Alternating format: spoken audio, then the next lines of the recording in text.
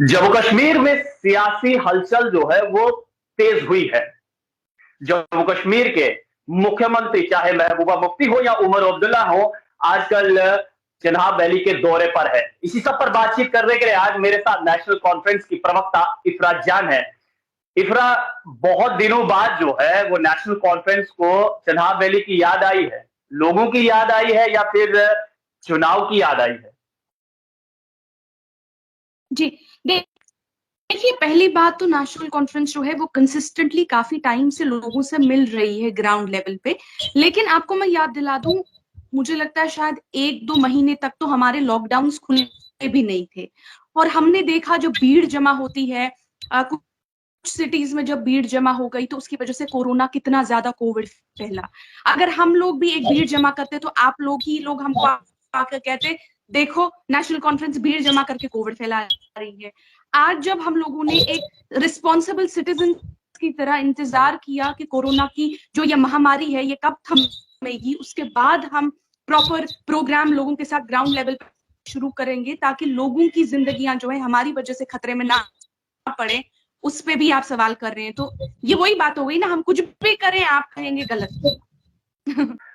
दौरे तो खैर महबूबा मुफ्ती ने भी की है, उमर अब्दुल्ला भी कर रहे हैं। जम्मू कश्मीर भारतीय जनता पार्टी अध्यक्ष रविंदर रैना कह रहे हैं कि नेशनल कॉन्फ्रेंस का जनाधार कश्मीर में खत्म हो चुका है, इसलिए वो अब जम्मू का रुख कर रहे हैं।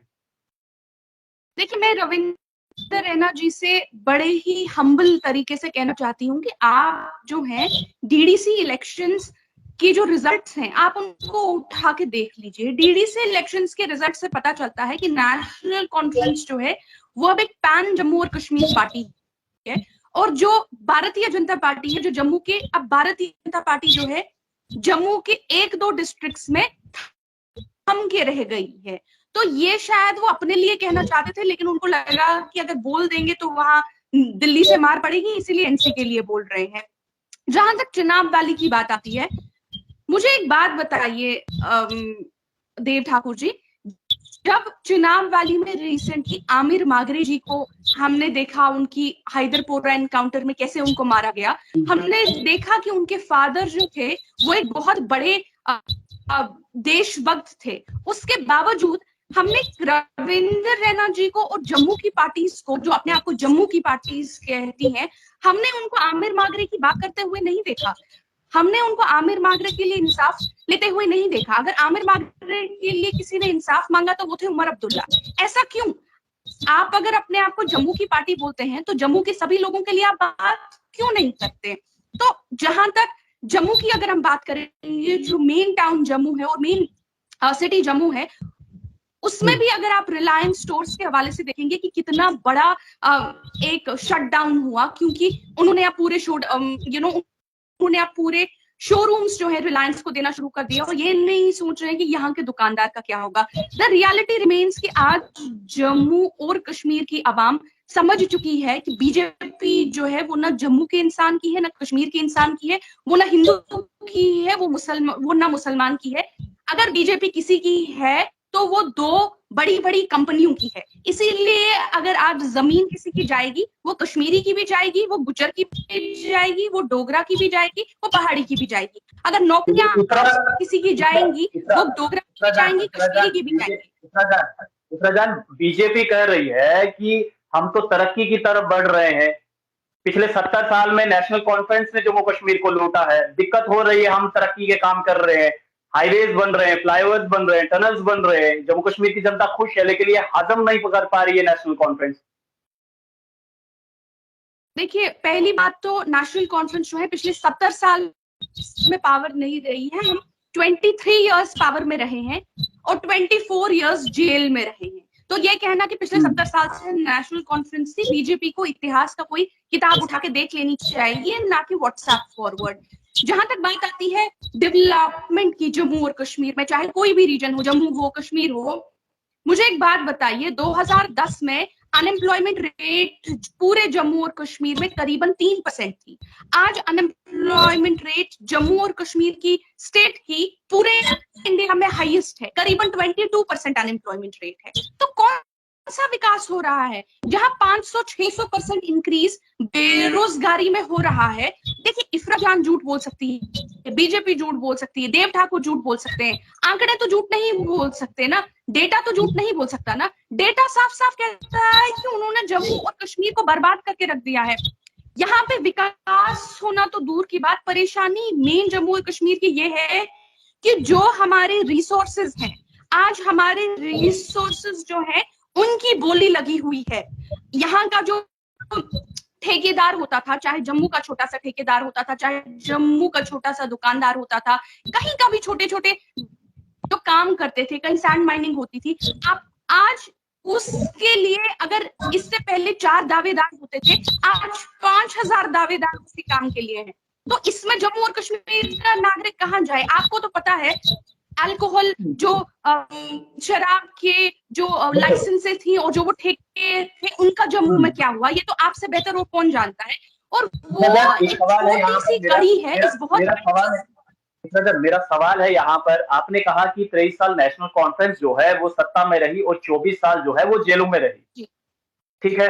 लेकिन मैं आपके रिसेंटली आपके बहुत सारे ऐसे इंटरव्यूज देख रहा था, उसमें आपने अपने इंटरव्यूज में अलग अलग जो है वो डेट बताई है, यानी कि अलग अलग आंकड़े जो है वो पेश किए हैं। एक इंटरव्यू में आपने कहा है कि 23 साल, जैसे कि अभी आपने कहा कि 23 साल सत्ता में रही और 24 साल जेलों में रहे। किसी में आपने कहा है कि 22 साल हम सत्ता में रहे और 26 साल जो है हम जेलों में रहे। किसी में आपने कहा 24 साल हम सत्ता में रहे और किसी में 30 साल हम जेलों में रहे। आंकड़ा सही नहीं बैठा। नहीं, मैं आपको आंकड़ा बता रही हूँ, आप हिस्ट्री खोल के देख लीजिए। हम सरकार में 23 इयर्स रहे हैं, 23 इयर्स जिसमें हम लोग अलायंस के साथ भी रहे हैं।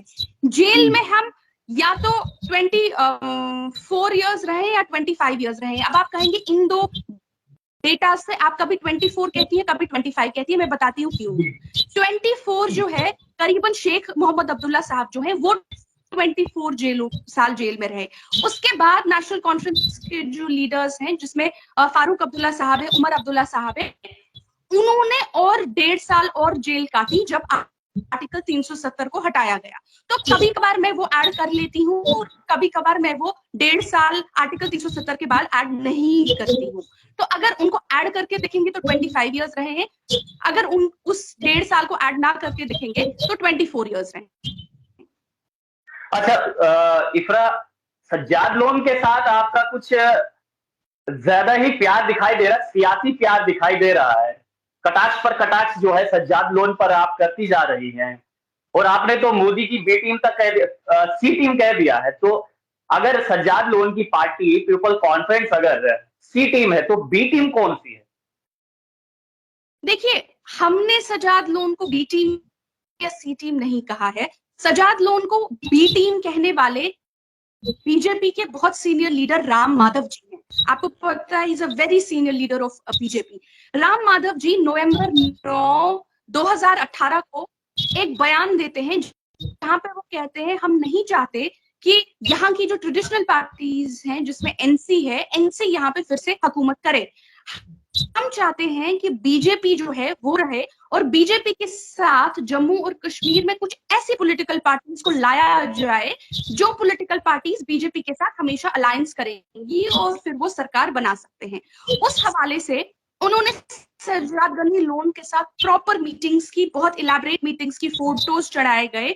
और जो अखबार है वो अखबार लिखता है कि BJP and PC are emerging as permanent partners, कि ये दोनों एक परमानेंट पार्टनर्स की तरह उभरते हुए आ रहे हैं। उसी हवाले से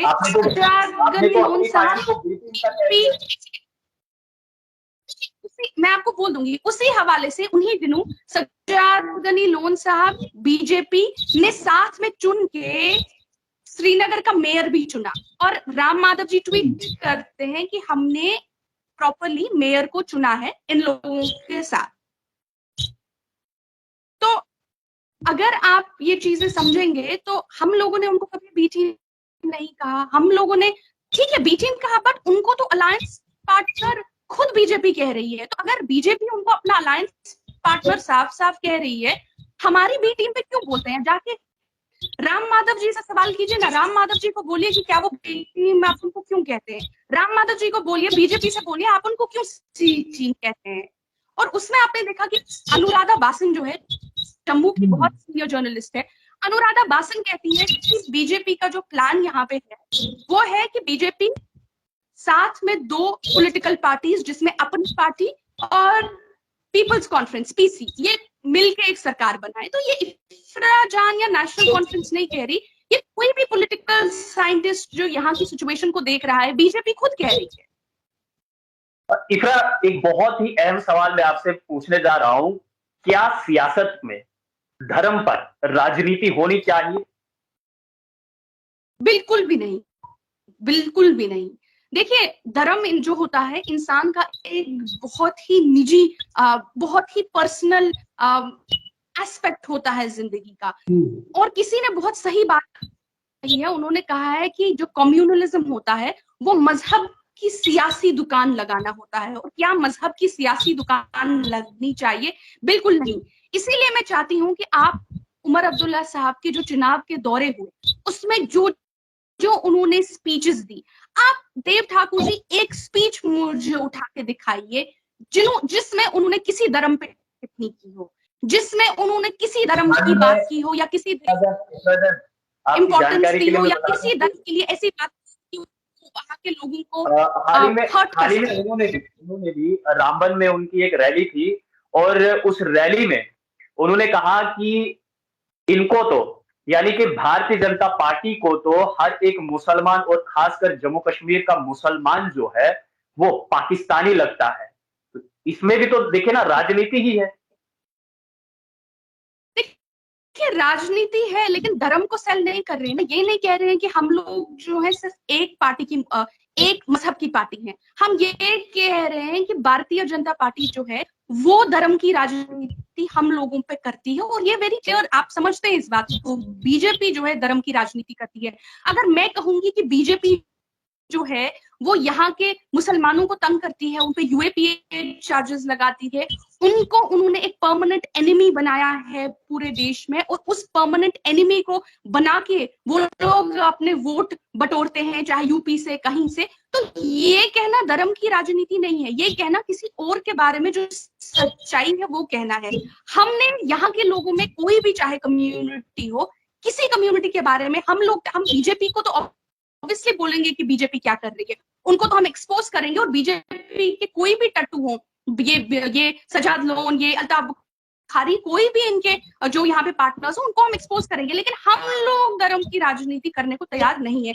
इसीलिए अक्सर हम लोगों को बहुत तंग भी किया जाता है, क्योंकि नेशनल कॉन्फ्रेंस जो है वो इनिशियली हमारा नाम था मुस्लिम कॉन्फ्रेंस, और हम लोगों ने शेख अब्दुल्ला साहब जो थे वो इतने सेक्युलर थे, उन्होंने नाम चेंज किया और कहा कि इसको नेशनल कॉन्फ्रेंस बनाएंगे, क्योंकि हम यहाँ के लोगों के अधिकारों के लिए, उनके हकों के लिए बात करेंगे। और उसमें कश्मीरी पंडित्स भी होंगे, उसमें डोगरास भी होंगे, उसमें हर कोई कम्युनिटी होगी। और हमारा जो नेशनल कॉन्फ्रेंस का नारा है, हमारा नारा है नेशनल कॉन्फ्रेंस की क्या बात, हिंदू मुस्लिम सिख इत्तेहाद। ये मैंने नारा नहीं बनाया है, ये हमारा नेशनल कॉन्फ्रेंस का नारा है।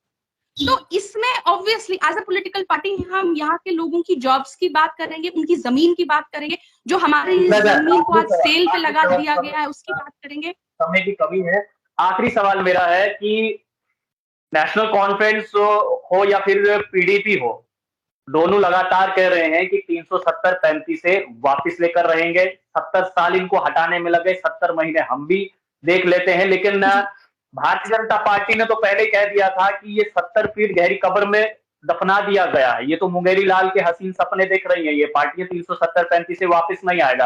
अब इसी रेस में गुलाम नबी आजाद भी कूद गए। वो कह रहे हैं कि 370 रहने दीजिए, सिर्फ हमें स्टेट का दर्जा वापस दे दीजिए।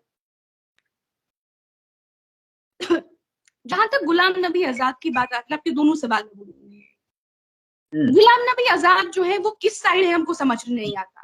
गुलाम नबी आजाद साहब पार्लियामेंट में नरेंद्र मोदी जी से गले मिलते हैं, वहां रोते हैं, परमानेंटली पब्लिकली इसका इजहार करते हैं, आर्टिकल 370 की को कहते हैं दफन करो। वही सिनेरियो सजाद लोन का भी है, वो किस साइड है पता नहीं है किसी को। एक तरह से यहाँ पे आर्टिकल 370 की बात करते हैं, कहते हैं कि कहाँ गया। दूसरी तरह से जब उनसे सवाल किया जाता है पार्लियामेंट नरेंद्र मोदी जी की रेजिडेंस के बाहर वो कहते हैं अरे इसकी बात मत करो, ये सब जुड़े है, इसको छोड़ दो। तो इसी तरह अपनी पार्टी जो है वो भी, उसका भी एक डामाडोल सा रहता है। तो कुछ पार्टीज जो है जम्मू और कश्मीर में, they are very clearly towing the BJP line, और उसमें मैं साफ साफ कहना चाहती हूँ गुलाम नबी आजाद साहब जो है वो भी टो कर रहे हैं बीजेपी की लाइन। वो एक बात हो गई। दूसरी बात, आर्टिकल 370 क्या वापस आ सकता है या नहीं आ सकता है? मुझे एक बात बताइए देव ठाकुर जी, अगर बीजेपी का केस इतना स्ट्रांग है, जितना स्ट्रांग उनको लग रहा है उनका केस है, तो सुप्रीम कोर्ट में इसकी सुनवाई क्यों नहीं हो रही? सुप्रीम कोर्ट क्यों नहीं केस उठा के कहता कि ठीक है बीजेपी का case is right and therefore we dismiss the entire case? The reality is supreme court इस चीज की सुनवाई इसलिए नहीं कर रहा क्योंकि बीजेपी का case supreme court of India में बहुत वीक है। लेकिन अब आपका सवाल होगा कि ये लड़ाई तो सुप्रीम कोर्ट में होगी, आप लोग आर्टिकल 370 को कैसे वापस लाएंगे? जो है उसके ऊपर तो कोई नहीं है, उससे ऊपर कोई नहीं है। जब सुप्रीम कोर्ट को सही लगेगा कि इस पर चर्चा करनी चाहिए तो उस पर चर्चा की जाएगी। मैं उसी सवाल का आपका जवाब दूंगी। अब आप कहेंगे कि सुप्रीम कोर्ट जो है उसमें तो केस एनीवे चलेगा, नेशनल कॉन्फ्रेंस तो केस एनीवे वहां पे लड़ेगी क्योंकि हम पिटिशनर्स हैं। तो आप जब केस सुप्रीम कोर्ट में लड़ेंगे तो जम्मू और कश्मीर के इलेक्शंस का इसके साथ क्या कनेक्शन? ये बहुत अच्छा सवाल है और मैं एक सेकंड आपको जवाब दे देती हूँ। जब यहाँ पे आर्टिकल 370 को हटाया गया, वो ये कह के हटाया गया कि यहाँ का जो गवर्नर है, यहाँ का गवर्नर डिसाइड करेगा on the basis of people of Jammu and Kashmir की क्या, मतलब यहाँ का गवर्नर रिप्रेजेंट करेगा जम्मू और कश्मीर की आवाम को। और गवर्नर ने रिप्रेजेंट करते हुए कहा कि यहाँ की आवाम को आर्टिकल 370 नहीं चाहिए, ऐसे आर्टिकल 370 को हटाया गया। सुप्रीम कोर्ट ऑफ इंडिया में ऑब्वियसली अगर आप केस पढ़ेंगे, the supreme court will not be okay. Supreme court इस चीज से मुतमईन नहीं होगी कि गवर्नर जो है अनइलेक्टेड होता है, अनइलेक्टेड गवर्नर लोगों की बात कैसे कर सकता है। इसीलिए यहाँ की जो सरकार बनेगी उस सरकार से पूछा जाएगा कि क्या आपको आर्टिकल 370 वापस चाहिए या आपको आर्टिकल 370 वापस नहीं चाहिए। सुप्रीम कोर्ट कहेगी कि यहाँ की जो चुनी हुई सरकार है वो यहाँ के लोगों का डिसीजन रिप्रेजेंट करेगी। इसीलिए जो आने वाले चुनाव हो या वो बहुत महत्वपूर्ण है क्योंकि वो सरकार सुप्रीम कोर्ट ऑफ इंडिया में जाके बोलेगी कि क्या उनको आर्टिकल 370 चाहिए या नहीं चाहिए। इसीलिए अगर नेशनल कॉन्फ्रेंस तो सरकार वहां बात करेगी, क्योंकि देखिए हो सकता है, क्योंकि देखिए बीजेपी तो कह रही है अब की बार 50 पार, हो सकता है 50 पार ना भी हो, लेकिन अगर 20 से 25 विधायक उनके हुए वो तो साफ मना कर देंगे कि हमें नहीं चाहिए, फिर क्या करिएगा? देखिए अगर पहले तो मुझे नहीं सवाल ही पैदा नहीं होता 20 से 25 विधायक उनके होंगे, लेकिन एट द सेम टाइम जो जम्मू और कश्मीर है उसमें डिपेंड ये, अगर उनके ज्यादा से ज्यादा जितनी भी सीटें आ भी जाएंगी थोड़ी बहुत, इसीलिए तो यहाँ के लोगों को चाहिए इसी वजह से कि उन पार्टीज को वोट करे जो पार्टीज आर्टिकल 370 को वापस लाने की साफ साफ बात करते हैं, जो बीजेपी नहीं हो या बीजेपी के साथ अलायंस में नहीं हो। क्योंकि जब यहाँ के लोग उन पार्टीज को लाएंगे जो पार्टीज आर्टिकल 370 की बात करती है, यहाँ की जमीन को बचाने की बात करती है, यहाँ के रिसोर्सेज को बचाने की बात करती है, यहाँ की नौकरियों को बचाने की बात करती है, वही पार्टीज जो है आर्टिकल 370 को ला पाएंगी। अगर आप बीजेपी को वोट करेंगे या बीजेपी की बी टीम और सी टीम को वोट करेंगे तो आप समझ लीजिए कि आर्टिकल 370 सच में 70 फीट नीचे दफन हो जाएगा। इसीलिए ये लोगों को समझना पड़ेगा कि आर्टिकल 370 को बचाने के लिए आज लोगों को खुद पहल करनी है। चलिए इफ्रा जान, बहुत बहुत धन्यवाद हमसे बातचीत करने के लिए, और उम्मीद करता हूं कि जम्मू कश्मीर की जनता भी इस पर अपनी राय जो है वो जरूर रखेगी, क्योंकि देखिए अब देखा यह जा रहा है कि कश्मीरी नेता जो है वो जम्मू के दौरों पर है, और खासकर जम्मू के नेता जो है अब वो कश्मीर के दौरों पर है। तो ऐसे में अब ये क्यास लगाया जा सकता है कि जल्द से जल्द जम्मू कश्मीर में चुनाव होने वाले हैं। इसलिए तमाम राजनीतिक पार्टियां चाहती हैं कि अपने लिए एक वो जमीन सेट कर दी जाए जहां से वोट इकट्ठा किया जाए। बहरहाल जम्मू कश्मीर की जनता सब जानती है, क्योंकि ये पब्लिक है, ये सब जानती है किसको राजगद्दी पर बिठाना है और किसको नहीं।